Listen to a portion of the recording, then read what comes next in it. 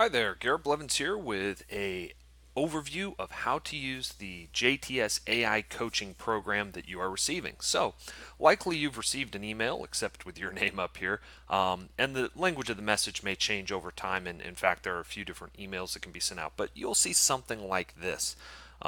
Basically, what you're going to do is you're going to go to your program and you're going to download it, or you can add it if you're using Google to your drive. You can edit uh, the sheets in Google, but the way that you send it back in, it has to be saved as an Excel format. So basically, let me show that to you real quick, just so you know about that. Um, and we'll hop right in to the drive and go to the most recent. And so you could open this with Google Sheets and then do your edits in Google Sheets. You could also use the app on your phone, the Sheets app. I'll just wait for it here to load for a minute.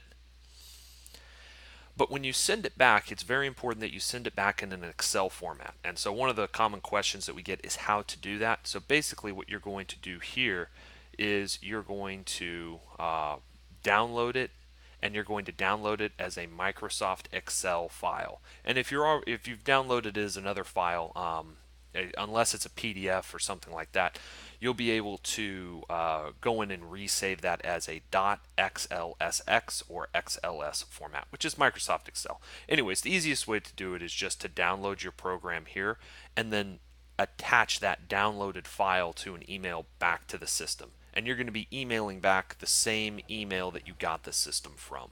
What's also important is that when you download it, you make sure that the name doesn't change and that there aren't extra numbers added in here for versions like -2, or that it doesn't say copy of your program.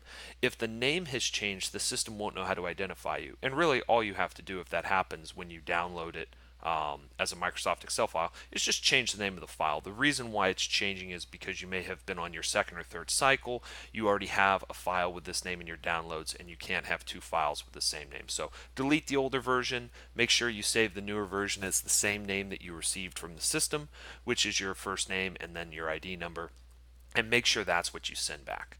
So that said, let's get into the actual program. I'm going to download it here and actually look at this in Excel. So we'll wait for this to pull up here. I already had it open, so that's why that got that error message. So here's the program. I had forgot I had opened it already.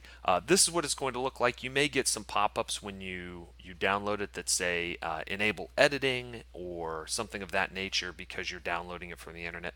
Just make sure you're enabled the editing, and it's also good to look in the formulas tab right here. One of the common things that occurs is, depending on how your Excel was set up or what presets you have, your calculation options might be set to manual. If your calculation options are set to manual, things won't update until you tell it to calculate now. So just make sure that your calculations are set to automatic. That's an Excel feature that sometimes can get a little weird when it's sent out, and you won't see any of the real-time updates if you are not using the automatic option, unless every time you make an edit you click calculate now, which is really annoying. So just set the calculation to automatic if it is not. So this is the MRV overview tab. And basically what this tab is this is your coaching dashboard, and you're going to be able to see here a number of pieces of information as well as some of the answers to your questionnaire. And so some of these numbers will change over time, some of them will not. So starting off, you can see here we've got the squat information here basically in the first column, the bench, and then the deadlift. Right here, the MRV percentile is basically, it's a proprietary formula that JTS uses to determine how much volume to assign you in hypertrophy, strength, or peaking blocks. And so with Marissa, when she took this, she ended up in the 60th percentile. That means out of 100 people, she would have an MRV higher than 60 of them. MRV being her maximum recoverable volume, in case you're not familiar with that term. You can learn more about that by looking into some of the articles that Chad Wesley Smith has put out, as well as Scientific Principles of Strength Training, and some of the other books are talking about that. There'll be some new ones coming out maybe by the time this video is live, actually. So stay tuned. If you're not following Chad, definitely do that. He's got a lot of great coaching information. That said, we also have MEV percentile, which is minimum effective volume. And this is designating kind of how much volume you need to create a change. Marissa, as a much more advanced lifter who has a high training age and a high level of skill, has a fairly high MEV. Really, it's not important what these numbers are. You're not trying to make these numbers into something. What you're doing is this is just a way for the system to understand what to give you. It would be probably nice if you had a low minimum effective volume so you don't have to do a lot to make progress, and your maximum recoverable volume was also sort of low, so you wouldn't really have to do that much and could make progress. So getting higher numbers here isn't the goal. It's just they're going to be what they're going to be. MEV is not going to change very often. This is due to more biological factors and how it's calculated at this time. And so really this number is going to stay a little bit more static throughout the program. MRV, however, is going to change more frequently. You're going to see this number adjust most likely based off of your subjective feedback throughout the program about how fatigued you are feeling at any given time. And I'll talk more about that in the next video on the actual cycle. But for the purposes of this in the dashboard, you're going to see these numbers. They will move independently depending on how you fill out the questionnaire, and most often they end up very similar, if not the same number to start with. That will change. The next box here is periodization style.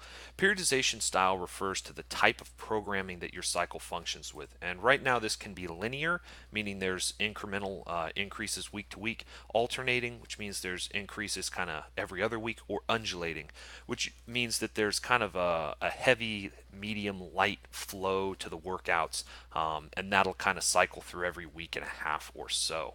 And so this is going to be determined by the system through a number of processes and calculations, but it is in many ways related to the interplay between your MRV and MEV.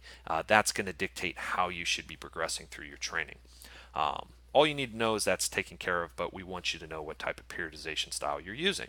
Next, you have your maxes. Your maxes will be listed according to the style of weights that you selected.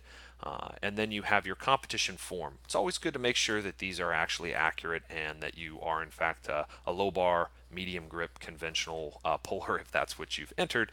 Also the weak points here. And basically when we set up a training cycle, we're not going to be adjusting any of these values until after a test, unless for whatever reason you wanted to change your deadlift stance or something like that. You could email in for that sort of a change, but normally we expect that in any given training cycle you're going to have the same weakness and the same competition styles, especially since that's what your maxes will be based off of.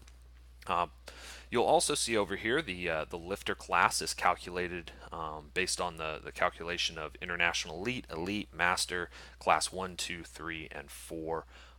So that's going to be there. This can change after a test, or if your maxes increase, or if your body weight is changing as well. You're also going to get a designation of do you have weak legs, weak back, or are balanced. And again, this is more, it's going to be involved in making training decisions and the programming generally, but it's again not something necessarily you're going to be able to change.